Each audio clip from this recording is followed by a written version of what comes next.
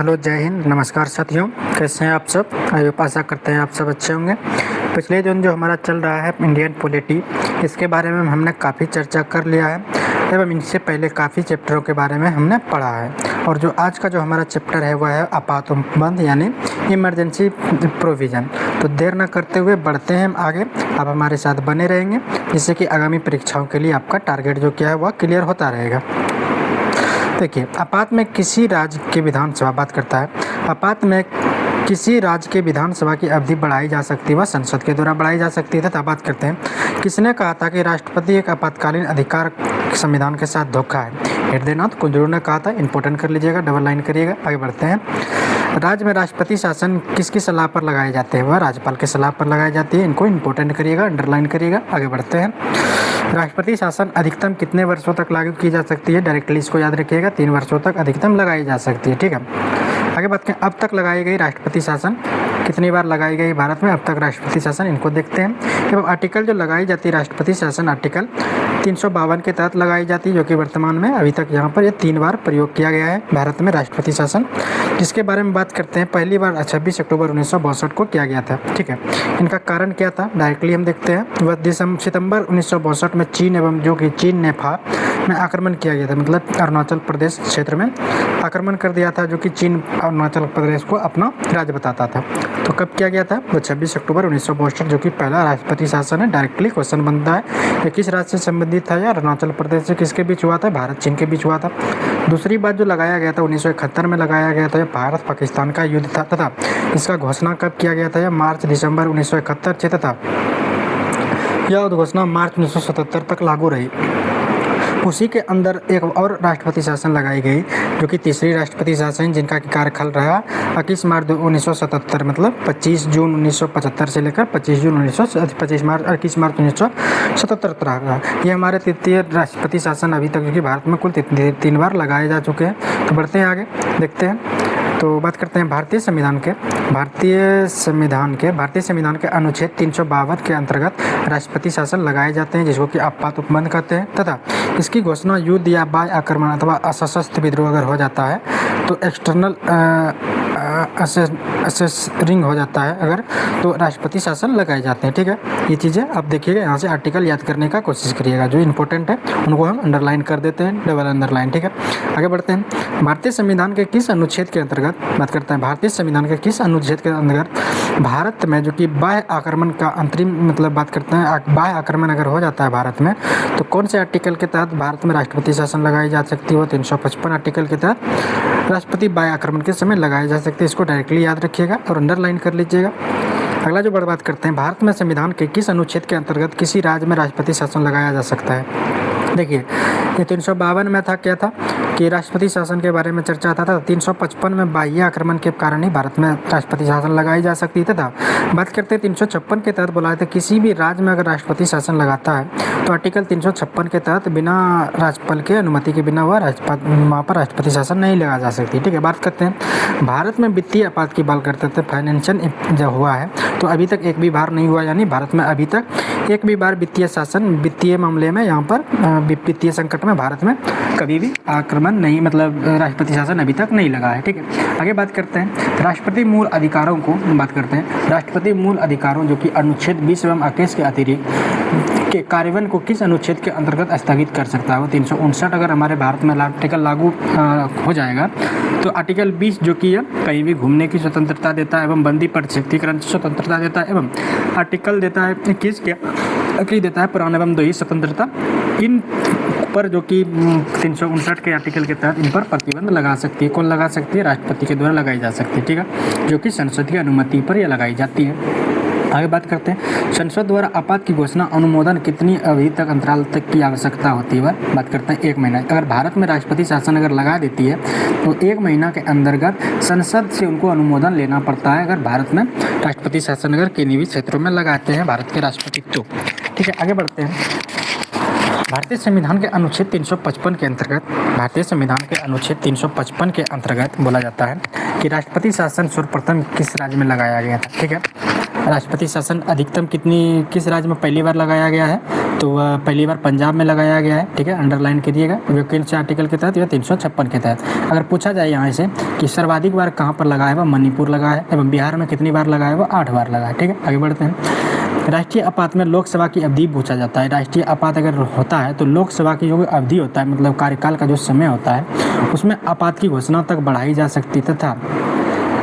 सकती है, लेकिन एक समय में केवल 1 वर्ष के लिए ही बढ़ाई जा सकती है। ठीक है, एक समय में अगर मान के चलिए कि राष्ट्रपति शासन कई क्षेत्र में लागू हो जाता है तो सभी कार्य स्थगित कर दिए जाए, लेकिन लोकसभा का जो कि कार्यकाल वो बढ़ाई जा सकती है, लेकिन एक बार में बस 1 ही वर्ष बढ़ाई जा सकती है। आगे बात करते हैं अनुच्छेद 352, 356 एवं 360 में, जो कि बात अभी कर रहे थे। 3 प्रकार के हमारे भारत में राष्ट्रपति शासन लागू होते हैं, तथा 355 के अंतर्गत जो कि आंतरिक अशांति के कारण हमारे भारत में राष्ट्रपति शासन लागू होते हैं, जो कि आर्टिकल 352 में विस्तार पूर्वक उल्लेख है। तो देखते हैं, इसमें यह है कि राष्ट्रीय आपात के दौरान संघ और राज्यों के मध्य शक्ति का विभाजन समाप्त हो जाता है, एवं और संघ और राज्य सूची का विषय पर भी विधि निर्माण कर सकती है। कौन करती है? संसद कर सकती है। मतलब केंद्र सरकार और राज्य सरकार के बीच में जो भी संबंध है वह समाप्त हो जाएगी जब राष्ट्रीय आपात लगता है 352 के तहत। तथा दूसरा है 356, इसमें बोला जाता है राष्ट्रपति का शासन में राज्य विधानसभाएं भंग कर दी जाती है और शक्तियों का विभाजन भी समाप्त हो जाता है। किसमें? 356 के अंतर्गत। तथा भारत की शासन प्रणाली एकात्मक रूप से ग्रहण कर ली जाती है। ठीक है, जो संघीय शासन जो चल रहा होता है भारत में, मतलब जब केंद्र सरकार और राज्य सरकार मिलकर जो शासन चला रहते हैं, तो 356 अगर लागू हो जाता है राज्य का आपात, तो इसमें क्या होता है, राज्यपाल के अनुमति के बिना किसी भी राज्य में राष्ट्रपति शासन नहीं लगा सकती है। अगर लगती है तो राज्य का एवं केंद्र दोनों एक ही एकात्मक शासन वह स्वरूप से ग्रहण करके वह शासन करती है। ऐसा नहीं कि राज्य का शासन जो नियम चला है वो अलग चलेगा और केंद्र का शासन से अलग नहीं चलेगा, उस पर पूरी तरह से केंद्र का शासन जो होगी एकात्मक स्वरूप से ग्रहण कर लिया जाएगा। तथा अब तक राष्ट्रपति शासन प्रयोग 120 बार से अधिक भी हो चुका है, एवं सबसे अधिक हमारा कहाँ पे लगा है? मणिपुर में लगा है, एवं बिहार में कितनी बार लगा है? 8 बार लगा है। आगे बात करते हैं अनुच्छेद 360, जो कि बात करते हैं वित्तीय आपात की घोषणा के बारे में बात करते हैं। अनुच्छेद 360 जो कि वित्तीय आपात, जो कि भारत में अभी तक नहीं लगाई जा सकती। अगर बात करते हैं वित्तीय आपात, अगर बात करते हैं मतलब कहिए कि हमारे भारत सरकार को उनके वित्तीय क्षेत्र में मनी कम हो जाता है, मतलब रुपया कम हो जाता है, तो वह लोगों के वेतन भत्ते में कटौती कर सकती है। तथा उच्चतम न्यायालय के न्यायाधीशों को भी इसमें शामिल करके उनका भी वेतन भत्ता कटौती कर सकता है, जिसमें कि ये बात करता है भारत में अभी तक ये एक बार भी लागू नहीं हुआ है। अगला बात करते हैं मूल संविधान में आपात की उद्घोषणा सशस्त्र विद्रोह के स्थान पर आंतरिक अशांति का उल्लेख किया गया है। ठीक है, सशस्त्र विद्रोह को आंतरिक अशांति का उल्लेख किया गया है। आगे बढ़ते हैं, अगला है हमारा वित्त आयोग। वित्त आयोग की बात करते हैं तो वित्त आयोग की संरचना कैसी होती है? तो वित्त आयोग की संरचना जो कि 5 प्रकार की होती है, 4 प्रकार की होती है। कैसे? उच्च, जो कि अंतर्गत इनके वित्त आयोग का जो अध्यक्ष होते हैं, सार्वजनिक कार्यों का अनुभव रखने वाला कौन व्यक्ति हो सकता है वित्त आयोग में? कौन व्यक्ति शामिल हो सकते हैं वित्त आयोग के कार्यवाही में? ठीक है, तो वो कौन हो सकता है? सदस्य कौन हो सकता है वित्त आयोग में? उच्च न्यायालय के न्यायाधीश का योग्यता रखने वाला अगर कोई व्यक्ति है तो वह वित्त आयोग के अध्यक्ष के रूप में वह सदस्यता ग्रहण कर सकता है, अध्यक्ष के रूप में। तथा बात करते हैं सदस्य वो भी हो सकता है सरकार के वित्त एवं लेखाओं का ज्ञान रखने वाला व्यक्ति भी वित्त आयोग के अध्यक्ष बन सकता है। तथा बात करते हैं अगला सदस्य कौन बन सकता है? वित्त एवं प्रशासनिक मामलों में अनुभव रखने वाला भी व्यक्ति वित्त आयोग का अध्यक्ष बन सकता है। तथा आर्थिक मामलों के विशेषज्ञ व्यक्ति भी वित्त आयोग इत्यादि 4 है। ठीक है, इनके बारे में अगर पूछा जाए उनका क्वालिफिकेशन कि कौन व्यक्ति वित्त आयोग के अध्यक्ष है, तो इन सभी को आपको याद रखना है और यहाँ से डायरेक्टली क्वेश्चन बने तो यहाँ से यही चीज़ें आपको टिक करनी है। आगे बढ़ते हैं, वित्त आयोग द्वारा की गई सिफारिशें जो होती है, वित्त आयोग के द्वारा जो की गई सिफारिशें को संसद को सदन के समक्ष कौन रखवाता है? वह भारत के राष्ट्रपति रखवाता है। जैसे वित्त आयोग हो गया तो क्या होता है कि भारत के राष्ट्रपति उसको संसद सदन में समक्ष रखता है, जो कि संसद के पटल पर रखता है और इनके बारे में उल्लेख करता है, जो कि भारत के कर्मचारियों का वेतन भत्ते तथा मुख्य न्यायाधीश की नियुक्ति को लेकर भी इसमें चर्चा करती है और यह नियम बनाकर वह भारत की सरकार से उनके टैक्स वसूलता है, जो कि भारत में अगर अशांति हो जाती है, पैसे की कमी हो जाती है। तो अभी तक भारत में एक भी बार वित्तीय आपात की घोषणा नहीं की गई है, न कभी लगा है। ठीक है, अगला बात करते हैं लाइन हमें भारत में वित्त आयोग का गठन किस अनुच्छेद के अंतर्गत किया जाता है? वो आर्टिकल 280 के तहत किया जाता है। अंडरलाइन करिएगा, डायरेक्टली क्वेश्चन यहाँ से बन सकती है।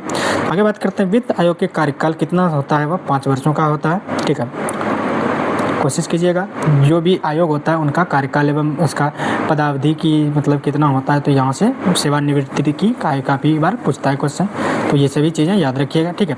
वित्त आयोग के अध्यक्ष अतिरिक्त कुल कितने सदस्य हो सकते हैं? देखिए, वित्त आयोग में जो एक अध्यक्ष होते हैं तथा 4 उपाध्यक्ष हो सकते हैं, जो कि 4 अन्य सदस्य भी हो सकते हैं। टोटल 5 लोग बन सकते हैं।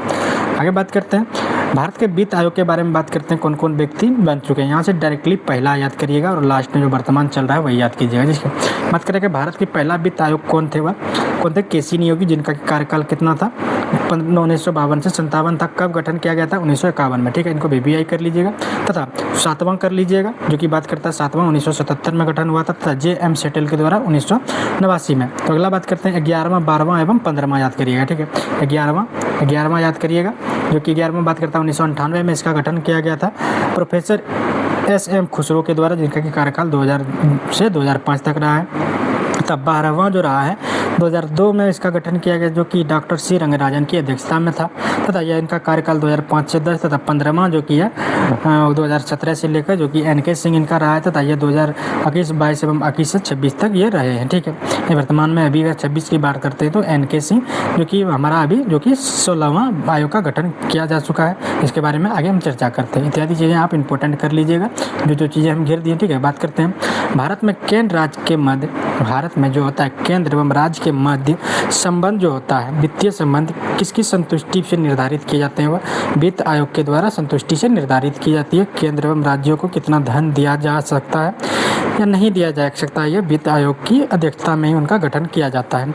आगे बात करते हैं वित्त आयोग के मुख्य कार्य केंद्रीय करों में राज्यों में भाग तथा केंद्र द्वारा राज्यों के लिए दी जाने वाली वित्तीय सहायता होती है, ठीक है।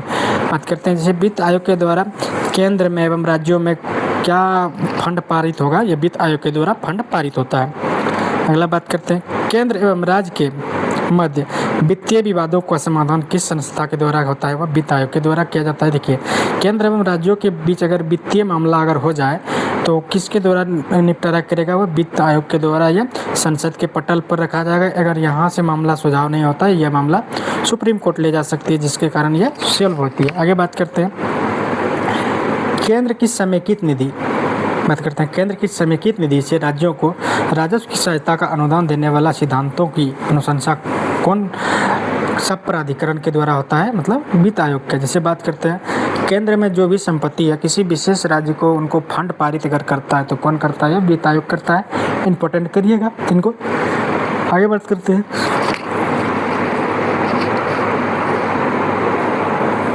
समान रूप से भारत में प्रति 5 वर्ष बाद वित्त आयोग का केंद्रीकरण का अनुदान किया जाता है तथा राजस्व के अंशों का निर्धारण किया जाता है। कितने वर्षों में वित्त आयोग का गठन किया जाता है? 5 वर्षों तक इनका कार्यकाल होता है। तथा बात करते हैं भारत की संचित निधि में, भारत की संचित निधि जो होता है, जमा धन पूंजी जो होता है भारत सरकार का, उसमें राजस्व की सहायता के अनुदान में कौन सी विनिमय होती है? वह वित्त आयोग क्या होता है? मतलब उनमें सहायता कौन कर सकता है या तो निकाल रख कौन सकता है? तो वित्त आयोग के द्वारा ये सभी काम किया जाता है। देखिए, इससे पहले जो कि हमारा 15वां वित्त आयोग चल रहा था तो उनके बारे में हम देखते रहते हैं क्या इंपॉर्टेंट है, उसको अंडरलाइन कर लीजिएगा, ठीक है।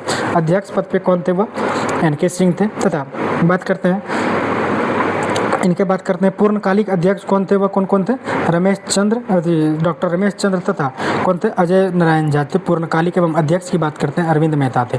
इत्यादि ये इंपॉर्टेंट है यहाँ से, और कुछ नहीं पूछता है। आगे बढ़ते हैं, ठीक। आगे बढ़ते हैं भारत में प्रथम वित्त आयोग का गठन वर्ष 1951 में की गई थी, जो कि जिनके अध्यक्ष कौन हुए? केसी नियोगी की अध्यक्षता में की गई। आगे बढ़ते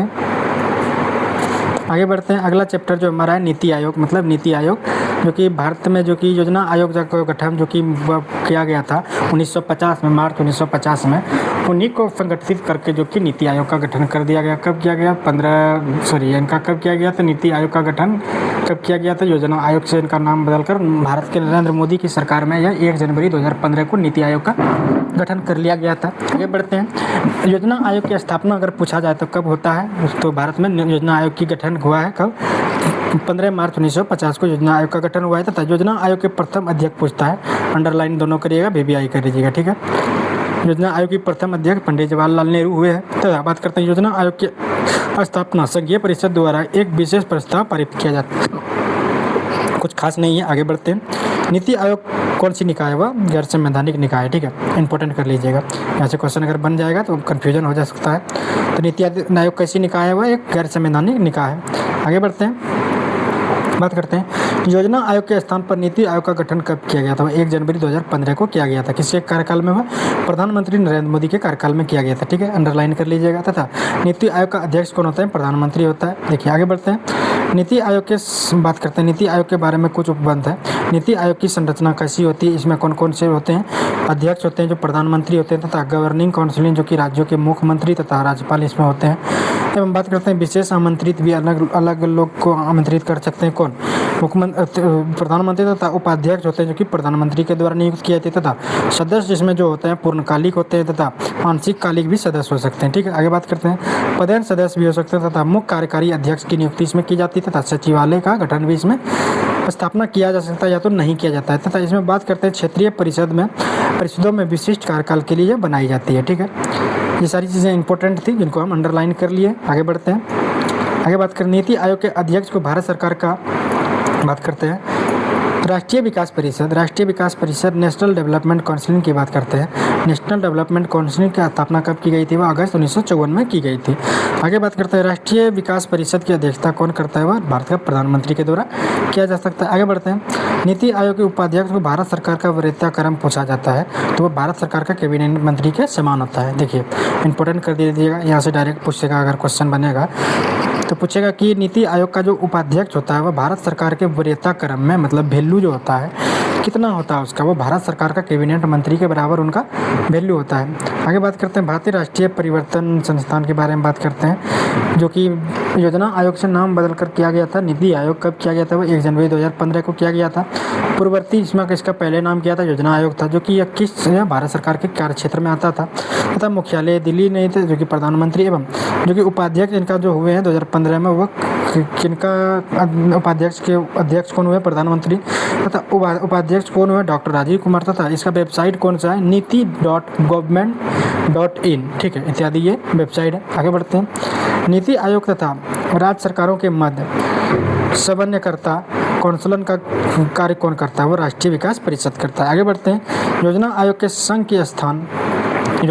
ने संघ का स्थान ले लिया है और हमारा देश अनेक अर्थों में एकल प्रणाली के तहत कार्य कर रहा है। यह कथन किसने दिया था? के शवनाथम ने द्वारा दिया गया था। ठीक है, अंडरलाइन कर लीजिएगा, एक बार याद कर लीजिएगा। अगर कथन पूछा जाता है तो आप बिल्कुल ऐसे ही टिक करेंगे। आगे बढ़ते हैं। वरीयता क्रम में पूछता है कि भारत में कौन से सबसे बड़े वैल्यू के कौन लोग होते हैं? सबसे ज़्यादा वैल्यू किसका होता है? वरीयता क्रम राष्ट्रपति, उपराष्ट्रपति, 2-3 नंबर प्रधानमंत्री इत्यादि होते हैं। तथा आप एक बार देख लीजिएगा पढ़ के, वो भारत के मुख्य न्यायाधीश हो गए इत्यादि, उपाध्यक्ष हो गए। तो एवं सबसे कम जो होता है कि मतलब जो कि कानूनी सलाहकार होते हैं तो वह सबसे ज़्यादा जिसको कि वैल्यू प्राप्त होता है वरीयता, वो राष्ट्रपति। तथा सबसे कम जो होता है राज्यसभा के उपाध्यक्ष जो कि उपसभापति होते हैं, उनको वरीयता क्रम सबसे कम दी जाती है। बात करते हैं नीति आयोग का उद्देश्य क्या होता है कि आर्थिक नियोजन एवं नीति निर्माण करे जो कि राष्ट्रीय सुरक्षा को सुनिश्चित बनाते हैं। ठीक है, आगे बढ़ते हैं। हमारा है निर्वाचन आयोग, इलेक्शन कमीशन की हम बात करते हैं। काफ़ी एग्जाम पॉइंट ऑफ व्यू से यहाँ से क्वेश्चन बनते हैं कई बार। इसमें बात करते हैं भारत का राजनीतिक दल का राष्ट्रीय या क्षेत्रीय दल की मान्यता किसके द्वारा दिया जाता है? मतलब रिकॉग्नाइजेशन ऑफ नेशनल और रीजनल पार्टी की स्थापना अगर पूछा जाए तो यह जो कि नेशनलाइजेशन किया जाता है, मतलब राष्ट्रीयकरण अगर किसका किया जाता है तो चुनाव आयोग के द्वारा इनका किया जाता है। ठीक है, इंपॉर्टेंट कर लीजिएगा, अंडरलाइन करिएगा। आगे बात करते हैं। भारत के मुख्य निर्वाचन आयुक्त का पदावधि कितना होता है? वह 6 वर्ष या 65 वर्ष तक होता है। अगर किसी व्यक्ति का 6 वर्ष पूरा कार्यकाल होता है, अगर उससे पहले अगर 65 वर्ष पूरा जाता है तो उनको रिटायरमेंट लेना पड़ता है। ये मुख्य निर्वाचन आयुक्त का यह पदावधि की चर्चा है। ठीक है, अंडरलाइन करते जाइएगा। बात करते हैं भारत में मुख्य चुनाव आयोग को किसके द्वारा नियुक्त किया जाता है? वो राष्ट्रपति के द्वारा किया जाता है। इत्यादि हम चीज़ें देख लिए हैं। अब आगे हम देखते हैं निर्वाचन आयोग से संबंधित कौन कौन से आर्टिकल है, इनके बारे में देखते हैं। आर्टिकल 24 से लेकर कितने तक है? आर्टिकल 329 तक है। 324 से 329 तक। 324 में क्या कहा गया कि चुनाव कार्यों के अधीक्षण, निर्देशन तथा नियंत्रण शक्तियों का चुनाव में निहित होगा। बात करते हैं चुनाव कार्य जितना भी होगा वह अध्यक्ष के निर्देशानुसार ही नियंत्रण होगा एवं उन्हीं के शक्तियों के अनुसार ही जो चीज़ें निहित होगी। कौन? चुनाव जितना भी होगा, ये आर्टिकल 24 में ये चीज़ प्रदान करता है। अगला आर्टिकल हमारा 325 है। इसमें कहता है चुनाव प्रक्रिया शामिल होने के लिए कोई भी व्यक्ति धर्म, नस्ल या जाति अथवा लिंग के आधार पर अयोग्य नहीं ठहराया जा सकता, तथा ऐसा नहीं कि कोई जाति अलग है या नस्ल अलग है या धर्म अलग है तो वो व्यक्ति वोट नहीं दे सकता है या तो उस वो आयोग में वो जुड़ नहीं सकता। ये दावा कौन करता है? यह आर्टिकल 325 करता है। अगर ऐसा होता है तो ये सभी आर्टिकल हमारा छुआछूत के अंतर्गत ये जो कि सब नस्ल भेदभाव आर्टिकल 17 के तहत सुप्रीम कोर्ट में मुकदमा चलाई जा सकती है। आगे बढ़ते हैं, आर्टिकल 326 की बात करते हैं। आर्टिकल 326 में लोकसभा अथवा विधानसभाओं का चुनाव वयस्क मताधिकार पर संपन्न होगा। देखिए, पहले 18 वर्ष था मत प्राप्त करने का, 21 वर्ष था। उनको संविधान संशोधन कौन सा 53वां संविधान संशोधन द्वारा कब 1993 में वह 21 से 18 वर्ष कर दी गई थी। ठीक है, इसलिए बात करता है 326 लोकसभा का अथवा विधानसभा में अगर चुनाव होगा तो वयस्क मताधिकारों के संपन्न होगा। ठीक है, बात करते हैं आर्टिकल 327 जिसमें बात करता है विधानमंडलों में चुनाव के संबंध में उपबंध कराने को अधिकार किसको है? वह संसद को होता है। विधानमंडल में जितना भी चुनाव होगा संसद की अनुमति के द्वारा ही चुनाव आयोग उनकी नियुक्ति करेगा तथा कहीं भी वह चुनाव करा सकता है। किनकी अध्यक्षता में कराएगा? वह चुनाव आयोग की अध्यक्षता में। कौन कराता है? संसद की अनुमति पर इत्यादि चीज़ें होती है। आगे बढ़ते हैं, ये किसमें प्रावधान है? 327 में।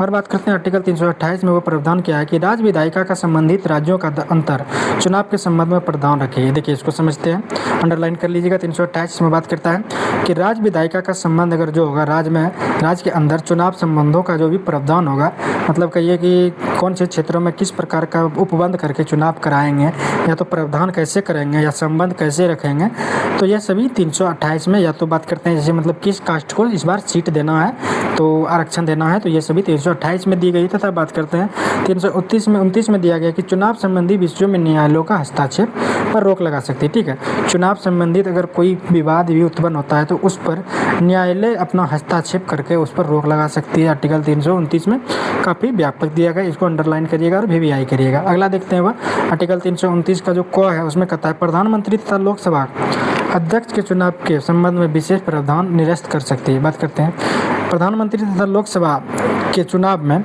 संबंध में प्रावधान जो होता है कौन? यह चुनाव आयोग उनको निरस्त कर सकती है। इसमें संसद का कोई महत्व नहीं दिया जाता है। ठीक है, आगे बढ़ते हैं। मुख्य चुनाव आयुक्त किस प्रकार के पद से हटाया जाता है? मतलब मुख्य चुनाव जो आयुक्त का जो अध्यक्ष होता है उनको अगर बात करते हैं उसका अगर इस्तीफा उसको अगर दिलवाना है, अगर वह मतलब अच्छा काम नहीं कर रहा है तो उसको किस प्रकार के पद से हटाया जा सकता है? तो उसको संसद के दोनों सदस्यों में 2/3 बहुमत उसको वोटिंग किया जाएगा कि इसको आप हटाने के लिए सक्षम हैं या नहीं है, तभी उनको पद से हटाया जा सकता है। किसको?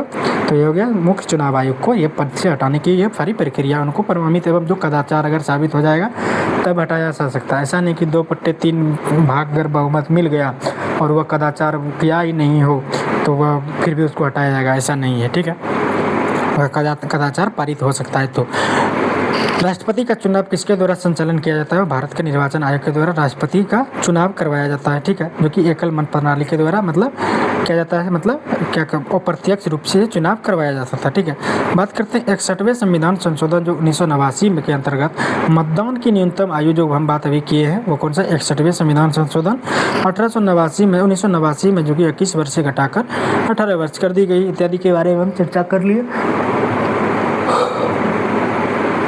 अगला देखते हैं संसदों की योग्यता संबंधी विवाद पर कौन निर्णय देता है? वो निर्वाचन आयोग परामर्श देता है कि संसदों में अगर योग्यताएं या तो निर्वाचन संबंधी विवाद हो जाए तो इस पर निर्वाचन आयोग को परामर्श देते हैं किसकी अध्यक्षता में? अगर राष्ट्रपति उनको अनुमति देती है तो। बात करते हैं संसद द्वारा किस व्यक्ति को चुनाव लड़ने के लिए अयोग्य कराया जा सकता है? ठीक है, अगर कोई व्यक्ति न्यायालय के द्वारा अगर अपराधी घोषित कर दिया जाता है तो उस वह व्यक्ति चुनाव नहीं लड़ सकता है। यह कौन प्रावधान करता है? संसद ये चीज़ें प्रावधान करती है। आगे बात करते हैं भारत में मताधिकार और निर्वाचन होने का अधिकार किस प्रकार है? वह विधिक अधिकार है। ठीक है, मताधिकार अगर आप अगर आप इलेक्शन में खड़े होते हैं तो अगर आप प्रतिनिधित्व के रूप में अगर आप प्रतिनिधित्व होते हैं तो आप पर किसी भी प्रकार का मुकदमा नहीं होनी चाहिए या तो आप दोषी आप साबित नहीं हो सकते हैं, नहीं तो आपको संवैधानिक मान्यता के अनुसार आपको चुनाव आयुक्त आपको चुनाव लड़ने से अयोग्य घोषित कर देंगे। आगे बात करते हैं राजनीतिक दलों को सर्वप्रथम संवैधानिक मान्यता कब मिली गई थी? ठीक है, राजनीतिक जो दल हुए हैं भारत में सर्वप्रथम वह 1985 को पहली बार उनको राष्ट्रपति मान्यता प्रदान करती गई एवं राजनीतिक दलों का मान्यता प्रदान करती। बात करते हैं अनुपातिक प्रतिनिधित्व की आवश्यकता किस देश से ली गई है? बात करते हैं अनुपातिक प्रतिनिधित्व की आवश्यकता किस देश में नहीं होती है? जहाँ दलीय संविधान होता है वहाँ पर अनुपातिक प्रतिनिधित्व की चर्चा नहीं होती, जो कि हमारा भारत जो कि ये एग्जाम्पल में है। ठीक है, यह अगर पूछा जाए कि कहाँ पर होता है अनुपातिक प्रतिनिधित्व, जो कि अमेरिका, चीन एवं उत्तरी कोरिया इत्यादि जगहों पर यह होती है। इंपॉर्टेंट करिएगा। आगे बढ़ते हैं, दिनेश गोस्वामी समिति का संबंध किससे है? लोकसभा चुनाव के सरकारी निधियन के अंतर्गत ये कौन सा है? दिनेश गोस्वामी समिति का गठन किया गया था। आगे बात करते हैं, किसी भी राजनीतिक दल को मुख्य विपक्षी बात करते हैं, किसी भी राजनीतिक दल को मुख्य विपक्षी दल का मान्यता प्राप्त करने हेतु उसके पास सदन में कम से कम 10% सदस्य होना चाहिए। देखिए बात करते हैं यहाँ से, किसी भी राजनीतिक दल को मुख्य विपक्षी दल को अगर मान्यता प्रदान करवानी है तो वह उनके पास कम से कम 10% सदस्य होना चाहिए। अगर मान के चलिए कि मोदी के पास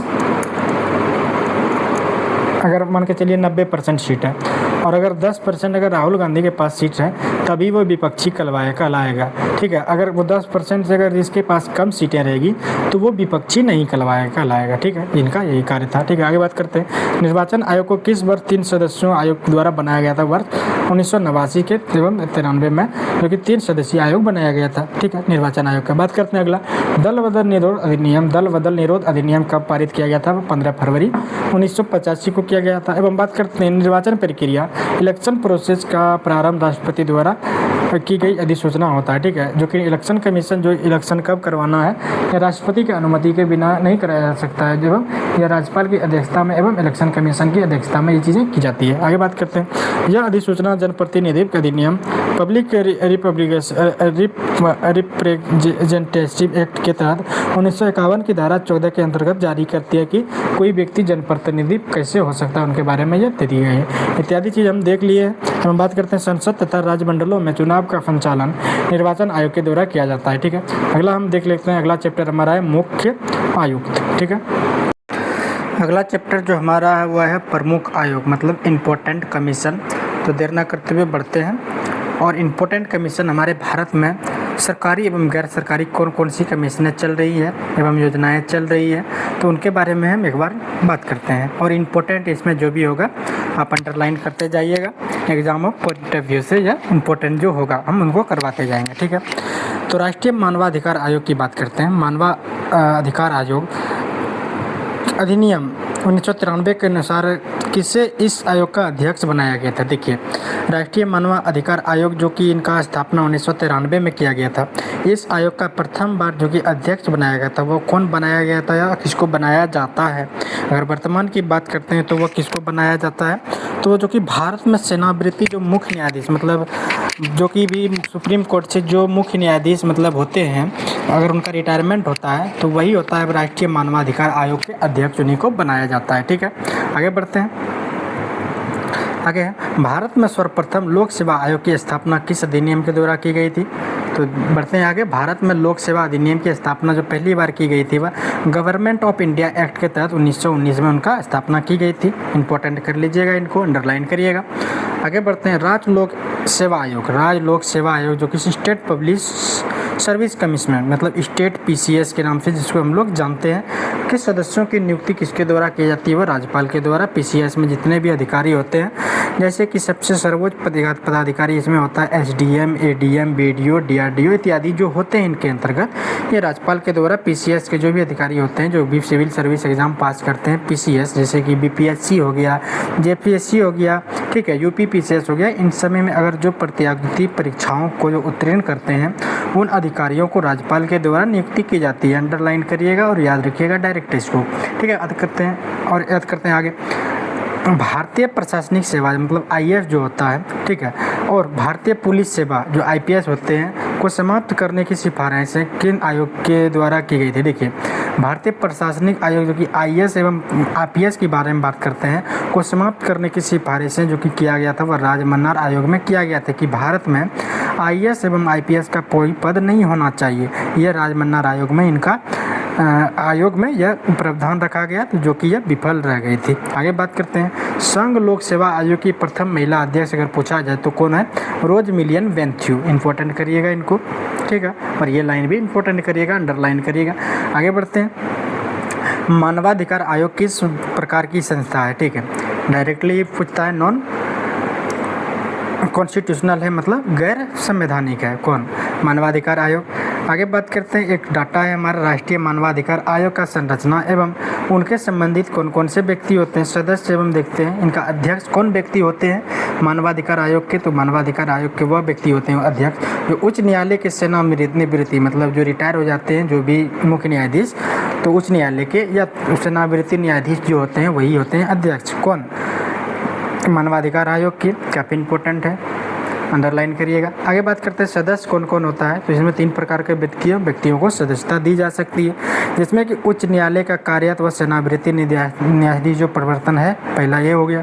दूसरा हो गया उच्च न्यायालय के कार्यरत जो कि मुख्य न्यायाधीश, अगर कोई रिटायर हो गया है या वर्तमान में जो कार्यरत है उन व्यक्तियों को भी दिया जा सकता है। तथा मानवाधिकार आयोग संबंधित कार्यानुभव अथवा विशेषज्ञ की जानकारी वाले व्यक्ति, मतलब मानवाधिकार आयोग के बारे में जिन व्यक्तियों को जानकारी है या तो वह हित में बात करती है मानवाधिकार के बारे में संबंधित में, उन व्यक्तियों को अध्यक्ष बनाया जाता है। हम बात करते हैं पदेन अध्यक्ष, इसमें कौन कौन से होते हैं? पदेन अध्यक्ष होते हैं राष्ट्रीय अल्पसंख्यक आयोग के अध्यक्ष जो होते हैं, मतलब SC ST के जो आयोग होते हैं उनको बनाया जाता है पदेन अध्यक्ष। तथा पदेन सदस्य किनको बनाया जाता है? वह राष्ट्रीय अनुसूचित जाति आयोग के अध्यक्ष को जो होता है, शेड्यूल कास्ट ट्राइब जो होते हैं उन्हीं को यह बनाया जाता है। वो जो आयोग के अध्यक्ष जो होते हैं इनको पदेन अध्यक्ष इसमें सदस्यता दी जा सकती है। तथा पदेन सदस्य जो होता है और व्यक्ति देखते हैं पदेन सदस्य कौन कौन के होते हैं।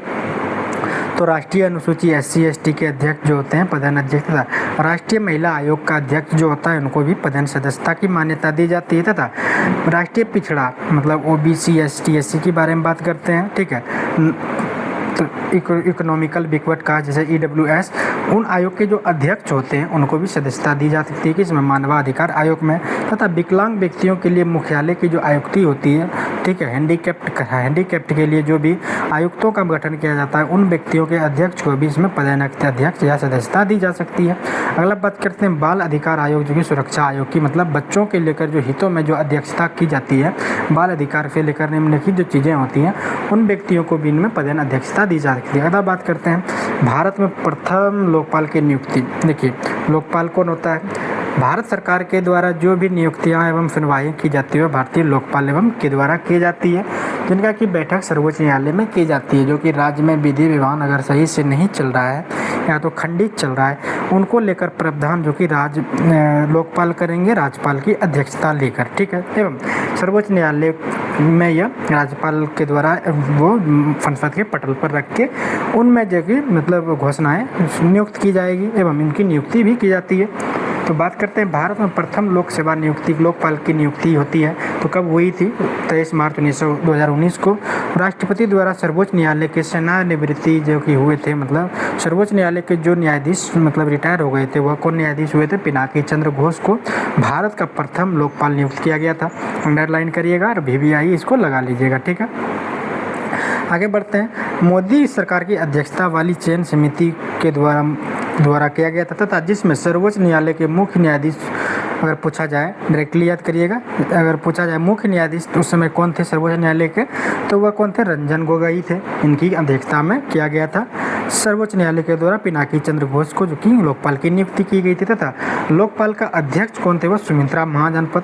काफ़ी इंपॉर्टेंट है, अंडरलाइन करिएगा इनको। तथा मुख्य प्रख्यात न्यायवादी मतलब जो बोलने का काम जो किए थे, मतलब कहिए कि वह भाषण पर प्रतावी जो कि भाषण प्रस्ताव को रखने का जो काम किए थे वो मुकुल रोहतगी किए थे। ये काफ़ी अपने आप में इम्पोर्टेंट है। एवं अध्यक्ष कौन हुए थे? वे पिनाकी चंद्र घोष के बारे में हम तो बात कर ही लिए। अगला बात करते हैं न्यायविद सदस्य जो हुए थे उस समय के पिनाकी चंद्र घोष की अध्यक्षता में, तो वह कौन हुए थे? जस्टिस दिलीप B भोसले, दिलीप कुमार मेहंती तथा अभिलाषा कुमारी एवं अजय कुमार त्रिपाठी जिसकी न्यायविद सदस्य हुए। मतलब इन्हीं व्यक्तियों के द्वारा न्याय सुनाया जा रहा था। मानवाधिकार आयोग के जो भी लोकपाल की नियुक्ति की गई थी, लोकपाल में जो भी सदस्य होते थे जो राज्य के आवंटित क्षेत्रों के बारे में बात करते हैं एवं उनसे मामलों में सुनवाई करते हैं, वो लोकपाल के द्वारा की जाती थी, जिसमें कि ये 3 व्यक्ति के द्वारा न्याय सुनाया गया था प्रतिवाद एवं गैर न्याय विधिक, मतलब अगर कोई व्यक्ति सही बोल रहा है कि नहीं बोल रहा है, उनके विपक्ष में जो कि गैर न्यायविद सदस्यों को भी रखा गया। तो गैर न्यायविद सदस्यों को किनको रखा गया था, वो अर्चना रामसुंदरम तथा दिनेश कुमार जैन तथा महेंद्र सिंह तथा इंद्रजीत प्रसाद गौतम को रखा गया था। अपने आप में इम्पोर्टेंट है, इनको 1-2 बार पढ़िए और ध्यान से पढ़िए, अच्छा से पढ़िए और याद बिल्कुल होगा। आगे बढ़ते हैं। राजनीतिक व अपराधियों के संग साठगांठ, मतलब राजनीतिक जो भी नेता देखते हैं, अधिकतर राजनीतिक नेताओं को अपराधियों के साथ साठगांठ होते हैं, राज्य में दोनों में सम्मेलन अच्छा रहता है। इसी के लिए बोहरा समिति का गठन किया गया था, जो कि देखा जाता है कि बहुत सारे क्षेत्रों में आतंकवादियों के थ्रू वोट इलेक्शन में जैसे इसमें वर्चस्व दिखाया जाता है, या तो वोट खरीदा जाता है, धमकियाँ दी जाती है, या तो दिखावा किया जाता है, इसके अनुसार लोग उनको वोट करते हैं। तो इन दोनों के बीचों में राजनीतिक, मतलब कोई अपराधी एवं कोई राजनीतिक पार्टी अगर एक दूसरे में संगठित या तो साथी है या तो उसमें साठगांठ किसी प्रकार है, उसी प्रकार बोहरा समिति का गठन किया गया था एवं इसी की अध्यक्षता में काफ़ी राजनीतिक दलों को रद्द भी किया गया एवं काफ़ी व्यक्तियों को सजा भी यहीं से सुनाई गई थी। कौन सी समिति के अंतर्गत? बोहरा समिति के अंतर्गत, अंडरलाइन कर लीजिएगा। एवं बात करते हैं भारत में लोकपाल एवं लोकायुक्त की स्थापना का सुझाव किसने दिया था? प्रशासनिक सुधार आयोग ने दिया था कि भारत में लोकपाल की नियुक्ति की जाए, जिसके अंतर्गत उसी के अनुसार संसद के पटल पर रखा जाए एवं उन्हीं से लेकर संसद उनके बारे में चर्चा करेंगे। लोकपाल की नियुक्ति जो कि राज्यपाल के अंतर्गत रखा जाता है, जो कि राष्ट्रपति के द्वारा इनमें मान्यता या तो सुधार जैसी प्रशासनिक प्रक्रिया इसमें की जा सके, जो कि भारत में प्रशासन सुधार जो कि हुए IAS IPS इन्हीं के द्वारा लोकपाल की नियुक्ति की स्थापना या मांग की गई थी। ठीक है, यह सुझाव दिया गया था। आगे बात करते हैं। संसद में प्रथम लोकपाल विधेयक किस वर्ष पारित हुआ था? 1968 में हुआ था। ठीक है, बात करते हैं संचित निधि से समेकित निधि का नाम से भी जाना जाता है। ठीक है, भारत में जो भी संचित निधि होते हैं, जिनसे कि राष्ट्रपति हो गए, मुख्य न्यायाधीश हो गए, उपराष्ट्रपति हो गए एवं जिला न्यायाधीश जो हो गए, इनको जो कि मिलता है, कहाँ से मिलता है? यह मिलता है भारत के संचित निधि से धन मिलते हैं, उन्हीं को संचित निधि को समेकित निधि के नाम से भी जाना जाता है। आगे बात करते हैं संविधान के किस अनुच्छेद के अंतर्गत लोक सेवा आयोग की बात करते हैं, मतलब पब्लिक सर्विस कमीशन की बात करते हैं, कुछ सदस्य हटाया जा सकता है। वो अनुच्छेद 317 के तहत जितने भी IAS IPS या तो स्टेट PCS ADM DM या तो जो भी लोग होते हैं, तो उनको यह पद से हटाया जा सकता है। SDM से भी, जो कि यह लोक सेवा आयोग में जो भी वह रहते हैं, पब्लिक सर्विस कमीशन के जो अध्यक्ष रहते हैं, उनको हटाया जा सकता है आर्टिकल 317 के तहत। आगे बात करते हैं किसी राज्य लोकायुक्त, बात करते हैं किसी राज्य का लोक आयुक्त का अपना प्रतिवेदन प्रस्तुत किसको करता है? वो राज्यपाल को करता है। देखिए, समझते हैं इसको। अगर कोई आयुक्त मतलब अपना प्रतिवेदन या तो मतलब कष्ट कहिए या तो शिकायत कहिए, तो किसको सौंपता है? तो वह सौंपता है, अगर लोकपाल को सौंपा जाए तो उससे पहले राज्यपाल को सौंपा जाता है एवं राज्यपाल उसको संसद के पटल पर रखता है, संसद उसको सर्वोच्च न्यायालय में रखता है तथा सर्वोच्च न्यायालय राष्ट्रपति की अध्यक्षता में, लोकपाल की अध्यक्षता में उन चीज़ों के बारे में मतलब विचार करते हैं एवं विमर्श करके उनमें सुधार एवं नियम बनाते हैं। आगे बात करते हैं राज्य मानवाधिकार आयोग के बारे में। आयोग के अध्यक्ष कौन होता है? ठीक है, उच्च न्यायालय के सेवानिवृत्ति आयोग हम बात कर लिए। ठीक है, बात करते हैं उत्तर प्रदेश लोक सेवा आयोग, मतलब UP PCS जो होता है, PSC हो जाता है, तो कि व्यय किस निधि पर भारित होता है? देखिए, जो कि उत्तर प्रदेश का जो भी व्यय होता है वह राज्य के संचित निधि। देखिए, जितने भी राज्य के जितने भी स्टेट PCS के जो भी होते हैं पदाधिकारी एवं मुख्य चुनाव आयोग बोलते हैं, इनका जो कि मुख्य न्यायाधीश होते हैं स्टेट का, तो ठीक है, सर्वोच्च न्यायालय का, ठीक है, उच्च न्यायालय का, तो उनको राज्य के संचित निधि से ही धन दिए जाते हैं तथा स्टेट PCS के जो भी अधिकारी होते हैं, ADM DM DRM इत्यादि जो भी होते हैं, उनको किसी भी स्टेट के ही मतलब राज्य के ही संचित निधि से उनको सैलरी, वेतन, भत्ते इत्यादि दिए जाते हैं। आगे बात करते हैं लोक सेवा आयोग में एक अध्यक्ष के अतिरिक्त 10 सदस्य होते हैं। ठीक है, बात करते हैं अगर लोक सेवा आयोग में एक अध्यक्ष अगर खाली पद अगर छोड़ दे उसके बदले 10 सदस्य मिलकर काम करेंगे एवं विचार विमर्श करके करेंगे। एवं बात करते हैं एक अध्यक्ष के साथ अतिरिक्त 10 अन्य सदस्य उनके साथ होते हैं एक अध्यक्ष के साथ, जिनसे वो सलाह एवं विमर्श करते हैं उनके बारे में, जो कि वह कानून बनाते हैं। ठीक है, आगे बात करते हैं वर्ष 1926 में ली आयोग जो बनाया गया था, ली कमीशन की अनुशंसा पर सर्वप्रथम लोक सेवा आयोग का स्थापना की गई थी। ठीक है, लोक सेवा यानी पब्लिक सर्विस कमीशन की आयोजना की गई थी। कब की गई थी? वह 1926 में की गई थी। आगे एक लाइन है, लोकपाल संस्था मतलब लोकपाल संस्था में अध्यक्ष अतिरिक्त 5 अन्य सदस्यों की नियुक्ति करता है। ठीक है, लोकपाल जो होता है अध्यक्ष होता है, उनके साथ 8 अन्य सदस्यों की नियुक्ति की जाती है, जिनका कि सभीयों का कार्यकाल कितना होता है? 5 वर्ष होता है।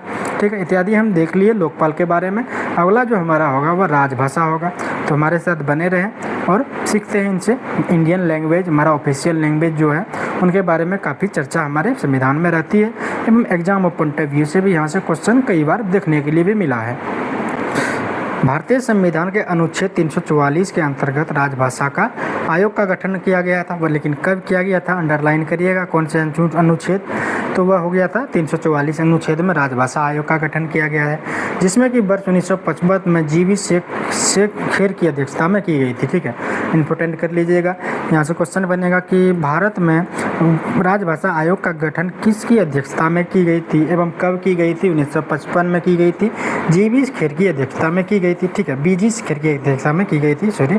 ठीक है, 8वीं अनुसूची वर्ष 2003 में 4 भाषाएं जोड़ी गई थी। ठीक है, 8वीं अनुसूची में भाषा संबंधित प्रावधान दी गई है, जिसमें कि बात करता है वर्ष 2003 में 4 भाषाएं जोड़ी गई थी तथा संशोधन करके जोड़ी गई थी, जिसमें कि उनकी संख्या बढ़ाकर 22 हो गई। ठीक है, यह कौन से संविधान संशोधन के द्वारा की गई थी? 92वें संविधान संशोधन के द्वारा की गई थी। इंपॉर्टेंट कर लीजिएगा, 8वीं अनुसूची से भी है एवं वर्ष यहाँ से भी पूछा गया एवं संविधान संशोधन भी पूछा गया एवं संख्या भी भाषा का पूछा गया। एवं भाषा की बात करते हैं तो संविधान की 8वीं अनुसूची में सम्मिलित कौन कौन सी भाषाएं वर्तमान में टोटल कितनी भाषाएं हैं? या 22 भाषाएं। तो देखते हैं कौन कौन सा है। असमिया, बांग्ला, गुजराती, हिंदी, कन्नड़, कश्मीरी, कोंकणी, मलयालम, मणिपुरी तथा मराठी, नेपाली, ओडिसी तथा पंजाबी एवं संस्कृत एवं सिंधी तथा तमिल, तेलुगु तथा उर्दू एवं डोगरी, बोडो, डोगरी, संथाली, मैथिली, मणिपुरी, कोंकणी, जो कि 4 भाषाएं जोड़ी गई थी। यह कौन से 93वें संविधान संशोधन के अंतर्गत जोड़ी गई थी। कब जोड़ी गई थी? 2003 में जोड़ी गई थी, जो कि 8वीं अनुसूची के अंतर्गत यह विषय प्रस्तुत होता है। ठीक है, आगे बात करते हैं संविधान में किस अनुच्छेद में बात करते हैं संविधान के किस अनुच्छेद में प्रत्येक राज्य में भाषाई अल्पसंख्यक वर्ग बच्चों के लिए उनकी मातृभाषा में प्राथमिक स्तर पर शिक्षा उपलब्ध कराने की व्यवस्था कर सकती है। देखिए इनको समझते हैं, मतलब भारतीय संविधान के 350 आर्टिकल के क में कहा गया है कि कोई भी राज्य है जिनकी उनकी राज्य की जो भाषा है, जैसे हमारा बिहार का, झारखंड का या तो उत्तर प्रदेश की, जो कि इनकी राज्य का मातृभाषा है, तो उन्हीं में बात करते हैं कि बच्चों को जो शिक्षा प्रदान की जाएगी उनको सर्वप्रथम मातृभाषा में ही प्रदान की जा सकती है। इनका उल्लेख दिया है किसमें? आर्टिकल 350 के क में। एवं बात करते हैं मैथिली भाषा को 8वीं अनुसूची के अंतर्गत किस वर्ष शामिल किया गया था। ठीक है, अभी हम बात किए बोडो, डोगरी, संथाली, मैथिली, मणिपुरी, कोंकणी इत्यादि जो कि है 8वीं अनुसूची के इत्यादि भाषाएं हैं। आगे बढ़ते हैं।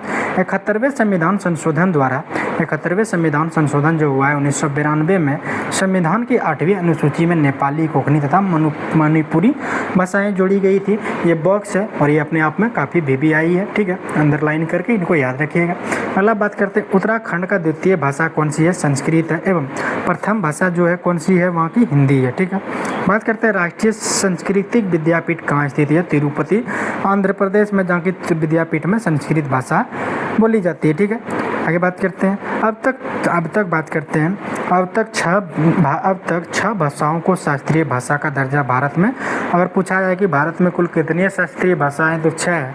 अगर बोला जाए कि भारत में कितने शास्त्रीय डांस हैं, तो कौन सा है? कितने हैं? वो 8 हैं। इसको हम स्टैटिक में पढ़ते हैं। अगर बात करते हैं तो इनमें बात करते हैं भाषा कौन कौन सा है? तमिल, जिनको कि 2004 में जोड़ा गया, तथा संस्कृत 2005 एवं तेलुगु 8 तथा कन्नड़ 8 तथा मलयालम 2013 तथा उड़िया जो कि 2014 में जोड़ी गई थी। ठीक है, इत्यादि हमारी 6 शास्त्रीय भाषाएं हमारे भारत में। आगे बढ़ते हैं। राजभाषा से संबंधित कौन कौन से अनुच्छेद है। देखिए, राजभाषा से संबंधित कौन कौन से अनुच्छेद है उनके बारे में विषय वस्तु दी गई।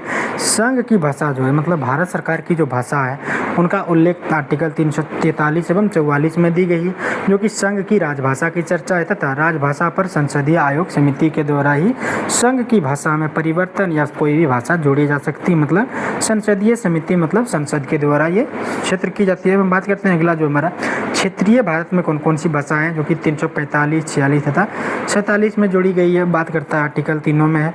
जैसे कि 345 आर्टिकल में बात करता है क्षेत्रीय भाषाएं, राजभाषा अथवा राजभाषाएं। देखिए, कोई भी राज्य का क्षेत्रीय भाषाएं हो सकता है, उनमें किसी को बाधित नहीं कर सकता। यह किसके अंतर्गत रखा गया है, आर्टिकल नंबर 345। जैसे कि हमारा संघ की भाषा हिंदी है एवं हमारा बिहार की भाषा भोजपुरी है या खोटा है, जो भी है, तो ये हमें अधिकार है 345 में इसका उल्लेख दिया गया है। राजभाषा एवं क्षेत्रीय भाषा को हम लोग बोल सकते हैं एवं व्यक्त कर सकते हैं। आर्टिकल नंबर 346 जो है, जिसमें कि बात करता है एक राज्य में दूसरे राज्य अथवा एक अन्य बात करते हैं एक राज्य से दूसरे राज्य अथवा एक राज्य से संघ के बीच संवाद के लिए राजभाषा का लिए प्रयोग कर सकते हैं। देखिए, एक राज्य से दूसरे राज्य से अगर बात करते हैं तो आप क्षेत्रीय भाषा का व्यापक प्रयोग अगर करते हैं तो उसमें आपको बाधित किया जा सकता है। अगर सहमत हैं तो कर सकते हैं, लेकिन यह बाधित किया जा सकता है। इससे अच्छा है क्या कि आप संसदीय भाषा जो है, भारतीय भाषा जो है, मतलब संघ की भाषा जो है, जैसे हिंदी, इंग्लिश या तमिल, तेलुगु, मलयालम जो है, तो उन भाषाओं में आप बात कर सकते हैं, आपको बाधित नहीं किया जाएगा, जिसके अंतर्गत 346 में इसका प्रावधान रखा गया है। एवं 347 में क्या प्रावधान रखा गया है, इसमें प्रावधान रखा गया है किसी राज्य की जनसंख्या के एक समूह द्वारा बोली जानी भाषा को संबंधित प्रावधान दिया गया है। ठीक है, बोला जाता है जैसे तेलुगु तमिलों के द्वारा बोली जाती थी, कन्नड़ों के द्वारा कन्नड़ भाषा बोली जाती थी, गुजरातियों के द्वारा गुजराती बोली जाती थी। ये सभी प्रावधान जो कि आर्टिकल नंबर 347 में इसका प्रावधान है।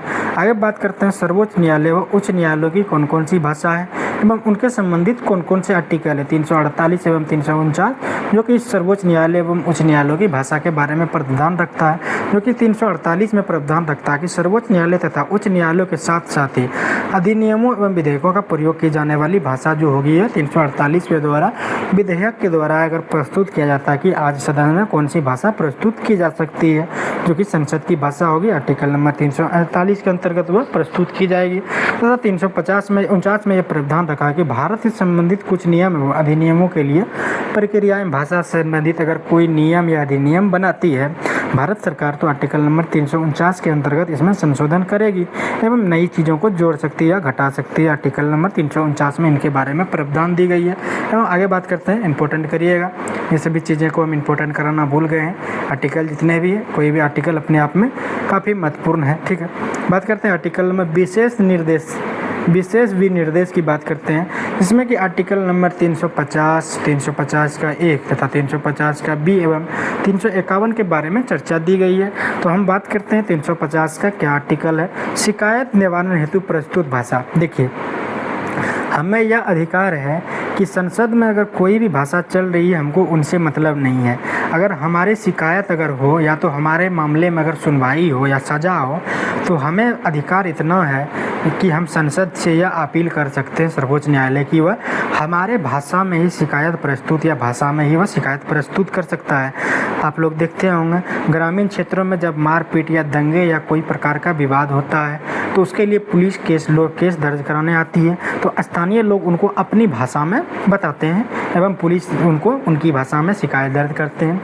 यह अधिकार जो है भारत के 350 के आर्टिकल में यह प्रावधान दी गई है। एवं बात करते हैं आर्टिकल नंबर 350 का ए में क्या है कि प्राथमिक स्तर पर मातृभाषा में शिक्षण के लिए सुविधाएं प्रस्तुत की जा सकती है। अभी हम बात कर लिए कि भारत में यह प्रावधान किया गया आर्टिकल नंबर 350 के अंतर्गत कि भारत में जो भी राज्य है उन राज्य का जो मातृभाषा है उन्हीं भाषाओं में बच्चों को शिक्षा प्रथम मतलब प्राथमिक शिक्षा प्रदान किए जाने की अनुमति देता है भारतीय संविधान। एवं बात करते हैं 350 का बी, इसमें बात करते हैं भाषाई अल्पसंख्यकों के लिए विशेष पदाधिकारी का नियुक्ति की जा सकती है। जैसे कि देखिए, अगर भाषाई आधार पर अगर कोई विवादें होती है तो इसके लिए विशेष पदाधिकारी की नियुक्ति की जा सकती है एवं इनमें सुनवाई भी की जा सकती है। अगला आर्टिकल है हमारा 351, इसमें बात करते हैं हिंदी भाषा के विकास के लिए निर्देश देती है। कौन सी? Article number 351। अगला हम बात करते हैं वर्ष 1957 की बात करते हैं, जब हमारे भारत में सशस्त्र विद्रोह चल रहे थे एवं 1857 की क्रांति जब हो रहे थे। कब हो रहे थे वह? 1857 एवं उन्हीं की 100 साल के बाद हो गया। 1957 में प्रथम राजभाषा संयुक्त समिति किसकी अध्यक्षता में गठित की गई थी? वह पंडित गोविंद वल्लभ पंत के संयुक्त भाषा की अध्यक्षता की गई थी। कब की गई थी? 1957 में। अगर पूछा जाए किसकी अध्यक्षता में की गई थी तो पंडित गोविंद वल्लभ पंत की अध्यक्षता में की गई थी।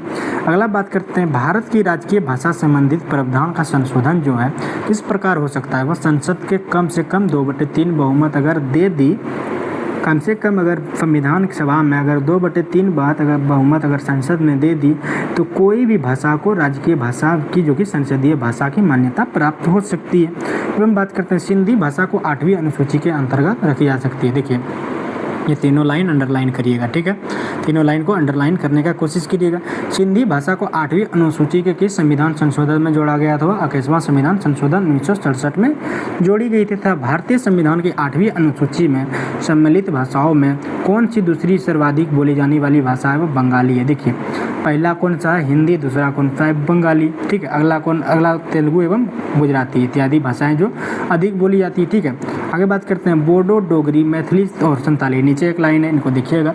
बोडो, डोगरी, संथाली, मैथिली और संथाली जो कि 4 भाषाओं को 92 संशोधन अधिनियम 2003 के अंतर्गत इसको भारतीय संविधान 8वीं अनुसूची में इनको जोड़ा गया है इत्यादि। हम देख लिए भाषाई अध्ययन पर, जो कि अगला चैप्टर हमारा हुआ है पंचायती राज एवं नगर पालिकाओं का विशेष, जो कि पंचायती राज व्यवस्था एवं नगर पालिकाओं के बात में करते हैं। अनुसूची नंबर 11वीं एवं अनुसूची नंबर 12वें में इनका उल्लेख है, ठीक है। पंचायती राज एवं नगर पालिकाओं संबंधित प्रावधान दिए गए हैं।